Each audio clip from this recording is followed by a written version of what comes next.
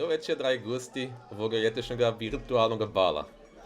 U ime tamburaškog sastava Lole vas najsrdačnije pozdravljam i vam svim kratko predstaviti naš band. Na livo odgovor Radoslav Janković Jr.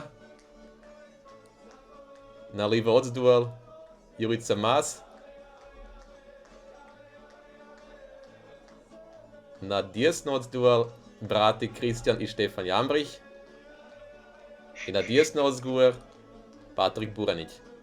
Nažalost, zbog tehničkih problemov me brade Manel ni mogao biti trpe.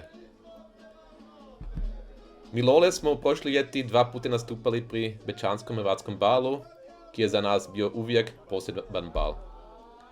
Za ovu priliku virtualnog bala se zahvaljujemo da smo smjeli kratko pozdraviti naše fene, goste hrvatskog bala i se ufamo da se vidimo drugo leto u istom sastavu, zdravi, veseli, na dodućem hrvatskom balu.